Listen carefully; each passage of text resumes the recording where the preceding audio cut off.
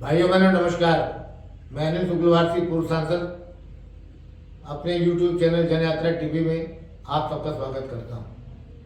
साथियों, आज हम चर्चा करेंगे मोदी जी की तीसरी बार बनी सरकार से लोगों की अपेक्षाएं। साथियों, 9 जून 2024 को माननीय मोदी जी ने लगातार तीसरी बार हिंदुस्तान के प्रधानमंत्री की शपथ लेकर इतिहास रच दिया। इसके पहले पंडित जवाहरलाल नेहरू ही लगातार 3 बार प्रधानमंत्री बने थे, लेकिन वह आजादी के पहले से ही प्रधानमंत्री के रूप में महात्मा गांधी की पसंद थे और संपन्न घराने से थे। लेकिन मोदी जी जैसा व्यक्ति जो छोटे कार्यकर्ता से रूप में कार्य शुरू किया और वह लगातार 3 बार गुजरात के मुख्यमंत्री और इसके बाद तीसरी बार देश के प्रधानमंत्री के रूप में अपने को स्थापित किया हो, यह बहुत ही गौरव की बात है। 21 साल की राजनीति में कभी कोई चुनाव नहीं हारा और उनकी लोकप्रियता कभी कम नहीं हुई, बल्कि वह लगातार बढ़ती ही चली गई। पूरी दुनिया में शायद ही कोई ऐसा राष्ट्राध्यक्ष होगा जो लोकतांत्रिक तरीके से 3 बार लगातार राष्ट्राध्यक्ष रहा हो। नई सरकार से देश के लोगों को काफी अपेक्षाएं हैं। अभी राष्ट्र के बहुत सारे लोगों को गरीबी से निकालकर बाहर लाना है, जिसके लिए आर्थिक सुधारों की को गति देने और तेज करना पड़ेगा। देश में निर्माण उद्योगों को गति देनी पड़ेगी, जिसके लिए श्रम एवं भूमि अधिग्रहण जैसे मामलों में काफी प्रयास करने पड़ेंगे। कुशल श्रमिक उपलब्ध कराने के लिए IIT, पॉलिटेक्निक और कौशल विकास योजनाओं को गति देनी पड़ेगी। भूमि अधिग्रहण के कानून को भी सरल करना पड़ेगा, जिससे उद्योगों को आसानी से भूमि उपलब्ध हो सके। संपर्क की 10 साल की सरकार के कुप्रबंधन के कारण देश बहुत पीछे चला गया था, लेकिन मोदी जी ने 2014 में जब देश की कमान संभाली तो सबसे पहले उन्होंने भ्रष्टाचार और कुप्रबंधन पर लगाम लगाकर विकास का ढांचा तैयार किया। 10 साल की सरकार में जहां एक तरफ इंफ्रास्ट्रक्चर को मजबूत करने के लिए बड़े बड़े हाईवे बनाए गए, वहीं दूसरी तरफ रेल द्वारा सामान ढोने के लिए फ्रेट कॉरिडोर के निर्माण हुए और लोगों को कम समय में ज्यादा दूरी तय करने के लिए अब तक 100 वंदे भारत ट्रेनों का संचालन भी शुरू किया गया है, जिसे 500 तक पहुंचाना है। वहीं जलमार्ग को और मजबूत करने के लिए बंदरगाहों का निर्माण किया गया और हवाई यात्राएं सुलभ हों, उसके लिए कई अंतर्राष्ट्रीय एयरपोर्टों का भी निर्माण किया गया। वहीं दूसरी तरफ लोगों की बुनियादी समस्याओं को दूर करने के लिए मोदी सरकार ने 4 करोड़ 22 लाख मकान बनाकर गरीबों को दिए, 10 करोड़ से ऊपर गैस के कनेक्शन दिए, 11 करोड़ परिवारों को शौचालय उपलब्ध कराकर देश को स्वच्छता मिशन से जोड़ा, 10 करोड़ से ऊपर लोगों को बिजली के कनेक्शन भी दिए गए।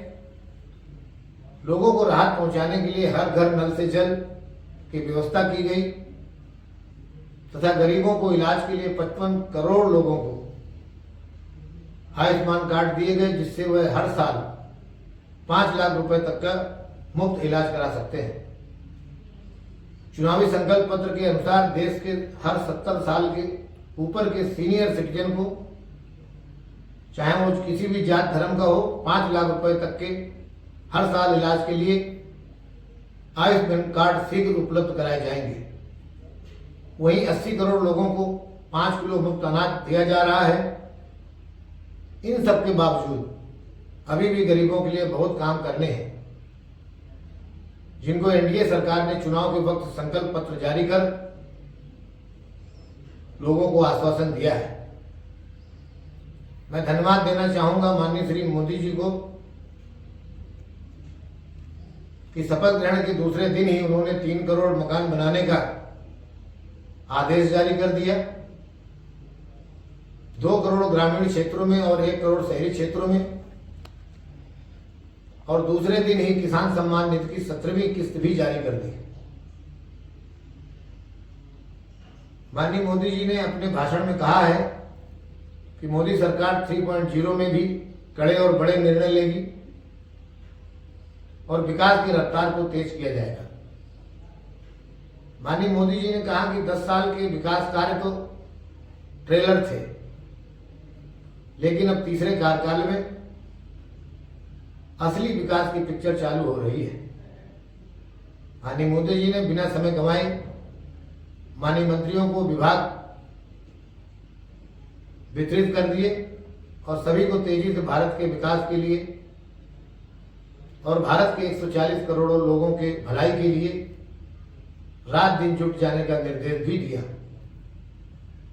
विभाग बंटवारे में यह बात भी स्पष्ट हुई है कि जो विभाग पुराने माननीय मंत्रियों के पास थे, दोबारा फिर उनको वहीं विभाग दिए गए, जिससे कि विकास की निरंतरता खत्म ना हो और तेजी से विकास आगे बढ़ता रहे। श्री नितिन गडकरी को सड़क परिवहन मंत्री के रूप में लोग जानते हैं, तो उनको सड़क परिवहन का ही विभाग दोबारा दिया गया, जिससे वह 50,000 किलोमीटर का रिंग रोड बनाकर पूरे देश के हाईवे को आपस में जोड़ सकें। अश्विनी वैष्णव जी को दोबारा फिर रेल मंत्रालय सौंपकर माननीय मोदी जी ने स्पष्ट कर दिया है कि 2026 तक बुलेट ट्रेन का संचालन अहमदाबाद से मुंबई के लिए शुरू कर दिया जाएगा और इसके बाद आगे के 6 स्थानों से बुलेट ट्रेन चलाने का रोडमैप भी तैयार कर लिया जाएगा। माननीय मोदी जी ने श्रीमती निर्मला सीतारमण को वित्त मंत्रालय फिर से सौंपकर यह स्पष्ट कर दिया है कि श्रीमती निर्मला सीतारमण जी ने कोविड काल के बाद भी देश की अर्थव्यवस्था को गिरने नहीं दिया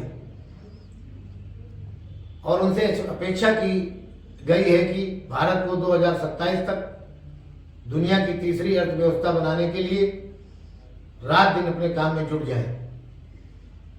श्रीमती निर्मला सीतारमण जी को जीएसटी पर भी काम करना है और लोग ये उम्मीद कर रहे हैं कि 12% और 18% का स्लैब हटाकर 15% का एक स्लैब कर दिया जाए।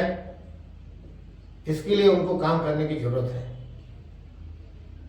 माननीय अमित शाह जी को गृह मंत्रालय सौंप करके स्पष्ट कर दिया गया है कि देश के अंदर आतंकवाद पर पूरी तरह से लगाम लगाई जाएगी। चाहे कश्मीर में आतंकवाद की कुछ घटनाएं हो या फिर नक्सली समस्या हो, उसको पूरी तरह से खत्म किया जाएगा और देश में हो रहे मादक पदार्थों की घुसपैठ को भी रोका जाएगा। देश में सामान्य नागरिक आचार संहिता लागू हो, जिससे सबको बराबर के अधिकार मिल सके। इसकी भी अपेक्षा देश के लोग माननीय श्री अमित शाह जी से करते हैं। माननीय मोदी जी ने सामाजिक विकास के लिए समाज को 4 वर्गों में बांटा है। महिला, किसान, गरीब और नौजवान उनकी प्राथमिकता है। इन वर्गों को भी माननीय मोदी जी की 3.0 सरकार से काफी अपेक्षाएं हैं। एक तरफ जहां महिलाओं को सामाजिक और आर्थिक रूप से मजबूत करने की जरूरत है, वहीं नौजवानों को रोजगार के साथ जोड़ने की अति आवश्यकता है। तो किसानों को अच्छे बीज, खाद, पानी और बाजार उपलब्ध कराने की भी आवश्यकता है। गरीबों को गरीबी रेखा से ऊपर लाने के लिए उनको बुनियादी सुविधाएं उपलब्ध कराने के साथ साथ रोजगार से जोड़कर उनकी आर्थिक स्थिति मजबूत कर समाज के आम लोगों के बराबर खड़ा करना भी किसी चुनौती से कम नहीं है। देश को 2047 तक विकसित राष्ट्र बनाने के लिए यूनाइटेड नेशंस ऑर्गेनाइजेशन के हिसाब से कई मानकों पर खरा उतरना पड़ेगा। इसके लिए मोदी सरकार 3.0 के मंत्रियों को विशुद्ध रूप से देश के विकास के लिए रात दिन काम करना होगा। यह विकास के कार्य विशुद्ध रूप से भ्रष्टाचार मुक्त और देशवासियों की आकांक्षाओं के अनुरूप होना चाहिए, तभी हम अपने लक्ष्य को प्राप्त कर सकेंगे। बहुत बहुत धन्यवाद। यदि आपको मेरा चैनल पसंद आया हो तो इसे लाइक और सब्सक्राइब करना न भूलें। आपका भाई, आपका मित्र अनिल शुक्लवारसी, पूर्व सांसद। बहुत बहुत धन्यवाद। Thank you.